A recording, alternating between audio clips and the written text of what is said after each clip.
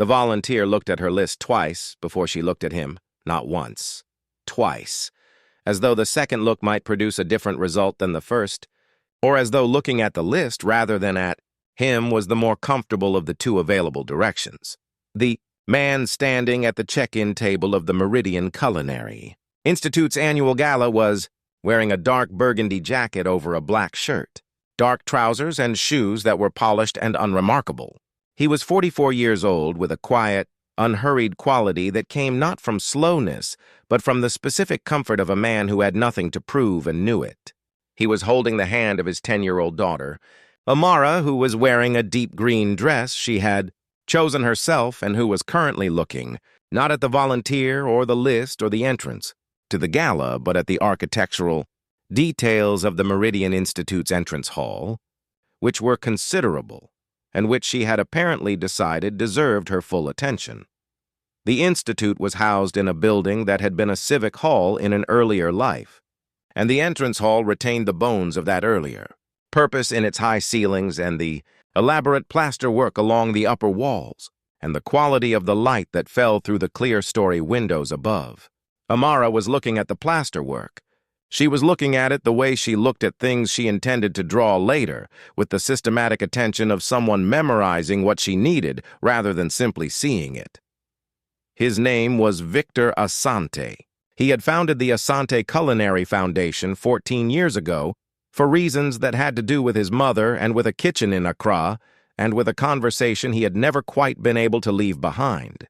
A conversation about what it meant to cook for people and what happened to that, meaning when the people who could cook for people most beautifully were prevented from developing the skill by the simple and brutal fact of what it cost to be taught.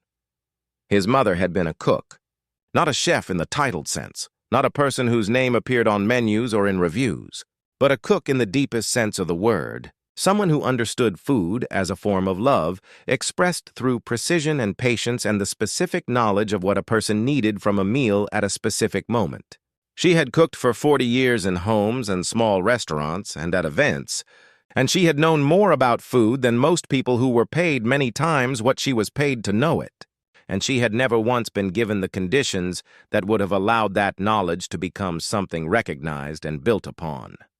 Victor had spent 20 years in food distribution and supply chain management, had built a company that supplied produce to restaurants across 3 regions, and had used the proceeds of that company, once it reached a scale that allowed it to establish the foundation, whose single purpose was to fund scholarship places at culinary schools for students who could not otherwise afford to attend. The Meridian Culinary Institute was the Foundation's flagship partnership. It was the most respected culinary institution in the region, with a rigorous program and a placement record that meant its graduates were sought before they graduated. It was also, without the Foundation's endowment, accessible to a very narrow range of students. Because the fees were what the fees were and the institutional aid was what it was, and the gap between the two was where most talented students from ordinary backgrounds fell through. The foundation had been filling that gap for 11 years. Every scholarship student currently at the Meridian Institute was there because of money that had come from Victor's foundation. There were at present 22 of them. Tonight's gala was the annual celebration of the scholarship program. The scholarship students cooked the dinner. The guests were the Institute's faculty, its board, its donors, and its alumni. And the evening was organized around the specific intention of showing what the scholarship students could do when given the conditions to do it properly. Victor had been to every gala. He had attended the first one with his mother, who had been 67 and had eaten everything on the menu with the focused pleasure of someone for whom food was a serious matter, and who was taking the scholarship students' work seriously. She had died 2 years later. He had been to every gala since. He had not registered formally for tonight because he never registered formally. He communicated through the foundation office, which communicated with the Institute's events team, and somewhere in that chain the communication had produced a gap where his name should have appeared on the volunteers list. The volunteer's name was Grace. She was in her early 20s, A culinary student in her second year, pulled in to help with event logistics because the institute asked students to support the gala as part of their professional development curriculum. She was conscientious and organized, and she had looked at her list twice and not found the name she was looking for, and was now in the specific position of someone who wanted to be helpful, and whose tools were not giving her what she needed. She said, "I'm not finding your name on the confirmed guest list. Do you have a ticket confirmation or an email from the events office?" Victor said, "I don't have one with me. My name is Victor Asante. I'm the founder of the Asante Culinary Foundation. Grace looked at this information with the expression of someone recognizing that a name carries a specific weight in a specific context, and that the weight and the context were both larger than the tools she had available. For managing them, she said, "I know the foundation's name. I'm on a foundation scholarship." She said it with the direct simplicity of someone stating a fact that was relevant. "But our protocol requires a confirmed listing for gala entry, and I don't see one." She looked genuinely uncomfortable with the gap between the protocol and the situation. "I need to call someone. Is that okay?" Victor said, "Of course." She made the call. She was efficient and clear, and she communicated the situation accurately and without embellishment. She listened. She said 3 words and ended the call. She said, "Someone from the events team is coming. 2 minutes."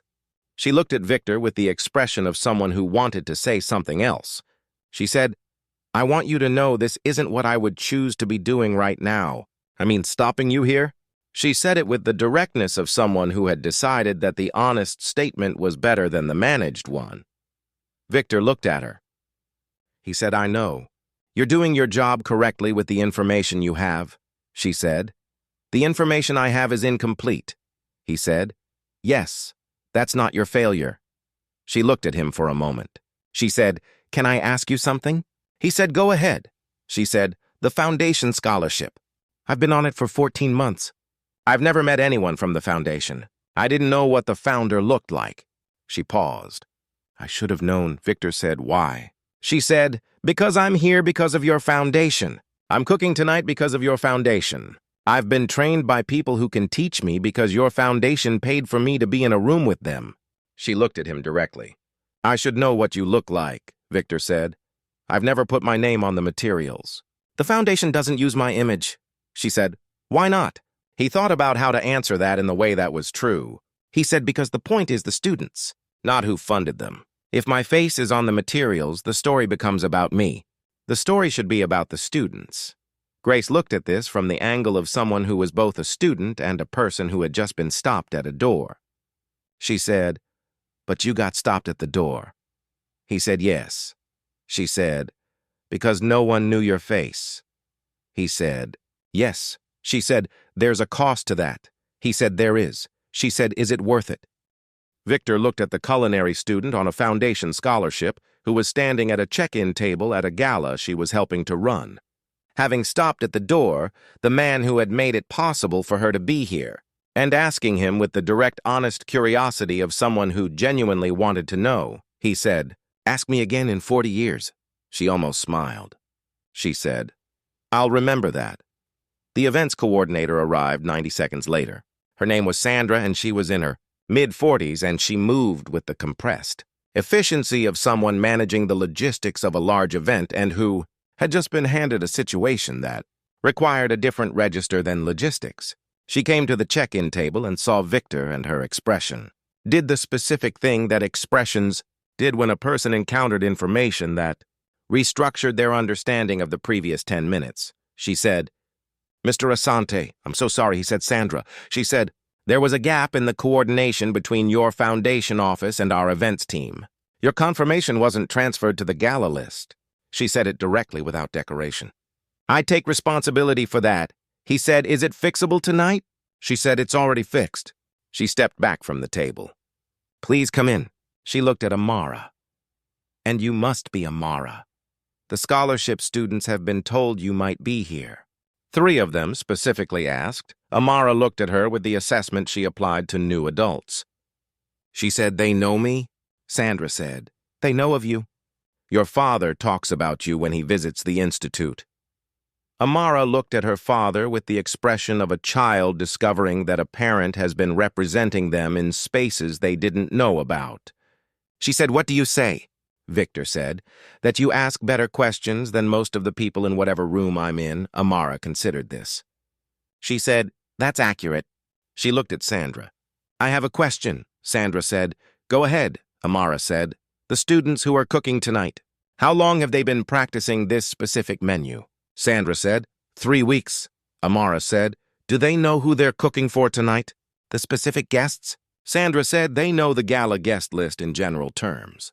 "They know your father will be here," Amara said. "Does that change how they cook?" Sandra considered the question with the seriousness it deserved.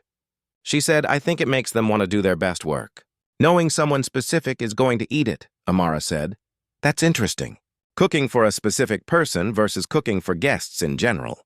She pulled a small notebook from the pocket of her green dress, a notebook she apparently carried everywhere, and wrote something. She said, "I'll think about that." They went in.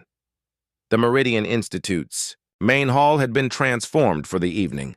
With the specific transformation that happened when Culinary, students were given the task of creating an environment as well as a meal. The tables were set with the precision of people who had been taught that the visual presentation of a table was part of the meal's hospitality, not separate from it. The flowers were low enough to allow conversation across them. The lighting was warm and directional, the kind that made food look like itself rather than like something better or worse than it was. The whole room communicated that something serious was happening here and that it was taking itself seriously without being solemn about it. Amara walked into the room and stopped and looked at it the way she had looked at the entrance hall's plasterwork, with the systematic attention of someone building a memory of something worth keeping. She said, "They did the room too." Victor said, "Part of the curriculum." She said, "The whole thing, not just the food." He said, "Hospitality is the whole thing, not just the plate." She wrote something in her notebook. They were shown to their table by a student named Marcus, who was in his 3rd year and who walked them through the room, with the composed warmth of someone who had been taught that the quality of the welcome was the first course. He introduced himself and told them what the evening's menu would be, and explained that the scholarship students had each contributed 2 dishes and that the sequence had been designed collaboratively. Amara said, "You designed the sequence together?" Marcus said, "Yes. We spent 2 days on the order of dishes. It took a long time because everyone had opinions." Amara said, "What was the disagreement?" Marcus said, "Whether to open with something bold or something subtle. Half of us thought you should give the guests something that announced the evening immediately. The other half thought you should draw them in slowly and build." Amara said, "Which side won?" Marcus said, "We did a test dinner. 2 versions of the sequence. Then we asked 5 people who hadn't been involved which version felt better." Amara said, "And?" Marcus said, "The subtle opening won." "By 4 to 1, Amara said. "What did you learn from that?" Marcus looked at her.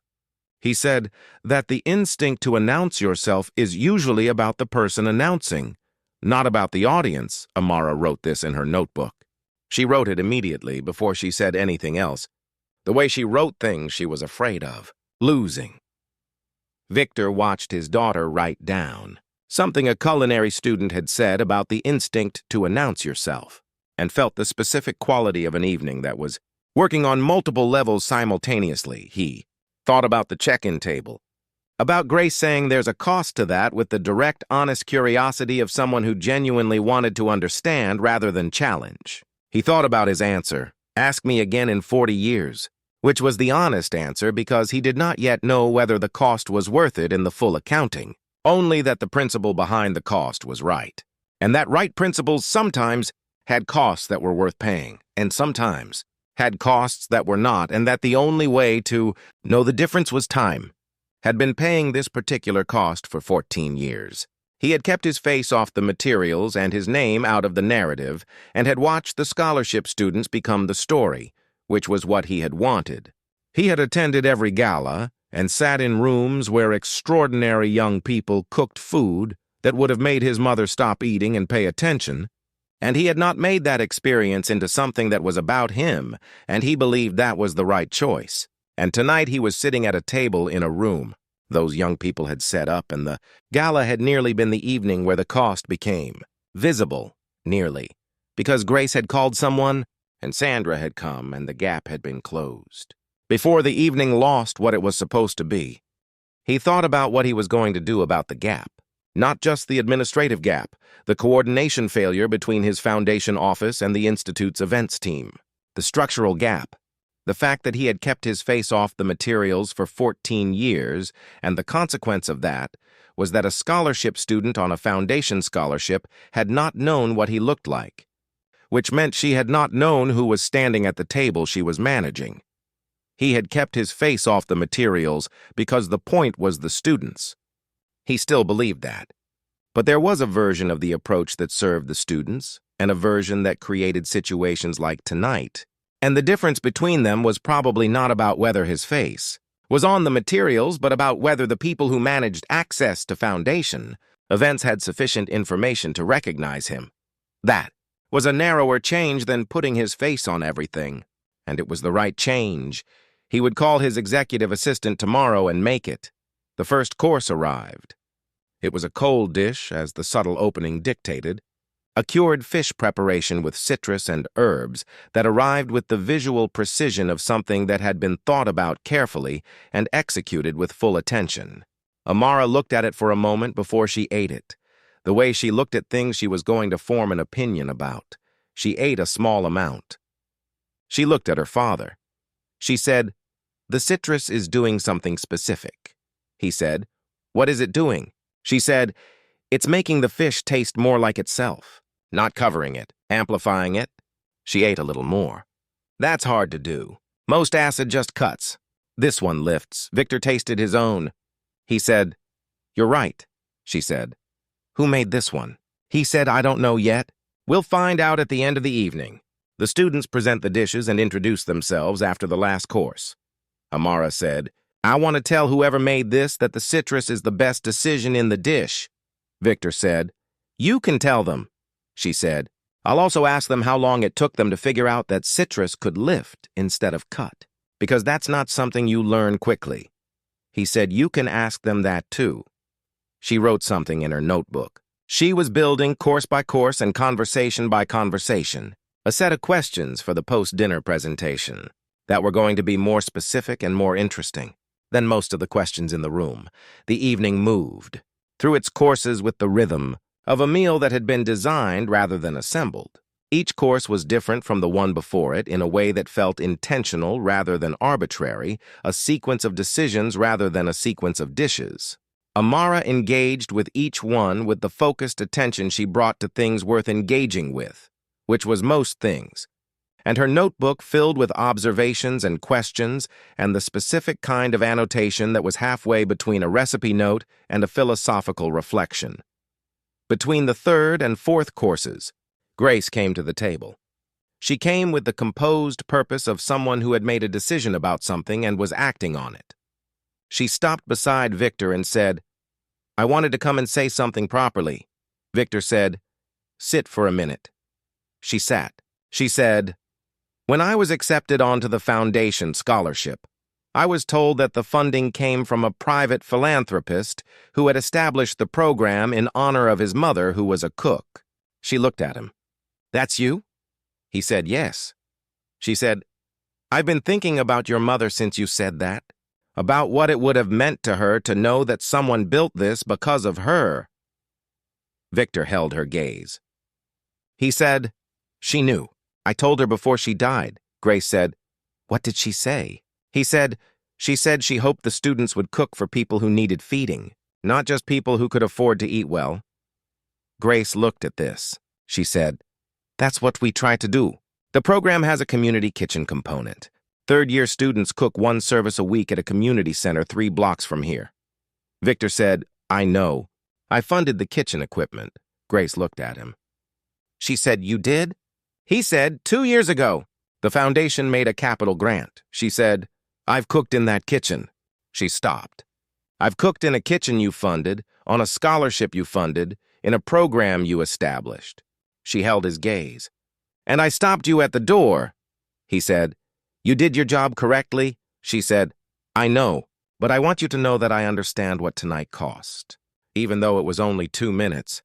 She said it with the specific directness of someone who was being honest about something uncomfortable and had decided that the honesty was worth the discomfort. Victor looked at the 22-year-old culinary student who had stopped him at the door of his own gala and who was now sitting at his table and telling him she understood what it cost. He thought about his mother in Accra and about the kitchen in his memory and about 40 years of cooking that had never been given the conditions it deserved. He thought about what it meant to build something that addressed a structural gap and to keep your face off it for 14 years and to be stopped at the door of the thing you built by someone who was there because you built it. He said, "The 2 minutes are not the evening. The evening is the rest of this," Grace said. "Yes." He paused. "But the 2 minutes were real," he said. "They were real." She stood. She said, "The fourth course is one of mine. A braised preparation. It took me 9 attempts to get the timing right." He said, "I'll pay attention." She said, "Please do. And if it's not right, tell me." "I'd rather know," he said. "I will." She went back to her position. The fourth course arrived 10 minutes later. It was exactly right. The timing was what 9 attempts had made it, which was precise without being rigid, the braised element having the specific texture of something that had been given exactly the time it needed and no more. Amara ate it with the focused pleasure she brought to things that met the standard she had brought with her. She said, "This one knew when to stop." Victor said, "What do you mean?" She said, "Some braised things go too far. They're soft when they should have stayed firm enough to have something left to say." She ate a little more. This one stopped at the right moment. "There's still something in it." He said, "There's still something in it is a good way to describe it." She said, "Did the person who made it know that's what they were doing? Or did they figure it out by accident?" He said, "I think 9 attempts." She said, 9 attempts to find the right moment. She wrote it down. "That's a specific kind of patience." He said, "Yes." She said, "Most people stop before the 9th attempt." He said, "Most people." She said, "You don't."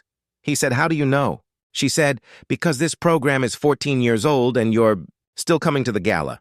Victor looked at his daughter across the table in the room the scholarship students had set and lit and filled with food that was the result of the specific kind of patience that stopped at the right moment and felt the feeling that had no efficient name, the feeling of a thing being what it had always been intended to be. He said, "Yes, I'm still coming." She said, "Good." She went back to the fourth course. She said after a moment, "I want to ask Grace how long it actually took to figure out the timing. Not 9 attempts, the actual hours." He said, "Ask her at the end of the evening." She said, "I will. She has good instincts." The citrus dish was hers too, wasn't it? He said, "I don't know yet." She said it was. The decision to lift instead of cut is the same instinct as knowing when to stop. They're the same kind of understanding. She wrote something. "I want to know if one person made both of those decisions tonight." The post-dinner presentation confirmed it. Grace had made the first and the fourth course. She stood at the front of the room with the other scholarship students and introduced her dishes with the composed clarity of someone who had thought carefully about what she made and why, and she said about the citrus preparation that she had been trying to figure out for 2 years. Why citrus made some things taste less like themselves, and she had eventually understood that the problem was quantity and angle, and that the right amount in the right place amplified rather than cut. And she said about the braised preparation, that she had made it 9 times and had stopped on the 9th because on the 9th, it still had something to say. Amara was writing in her notebook throughout. At the end of the presentation, there was a period for guests to speak with the students. Amara went directly to Grace. Victor watched from a distance. He watched his 10-year-old daughter and the 22-year-old scholarship student stand together and speak with the full attention of 2 people who had found in each other a shared language for something they both cared about deeply. He watched Amara ask questions, and Grace answer them, and Grace ask questions back, and Amara answer them with the directness she brought to things she actually knew. And he watched both of them write things in their respective notebooks and compare what they had written and the expression on both their faces that said, "This conversation is the thing I will remember from this evening." He stood at a respectful distance and watched and thought about his mother. He thought, about the kitchen in Accra and the conversation he had never been able to leave behind and the 40 years of cooking that deserved better conditions than it got. He thought about 14 years of foundation work and 22. Scholarship students and the citrus that lifted instead of cut and the braised thing that stopped when it still had something to say. He thought about Grace saying the 2 minutes were real. They were real. And they were also not the evening. And both of those things were true at the same time, which was the specific nature of most things worth sitting with. The evening ended. Students and guests moved toward the exit with the specific quality of a room that had done what it was built to do and was now letting people carry it away with them. Amara walked beside her father with her notebook under her arm, and the expression of someone who was still inside the evening and intended to stay there for a while. She said, "Grace is going to be a great chef," Victor said. "I think so too," she said. "She understands the why of things, not just the how."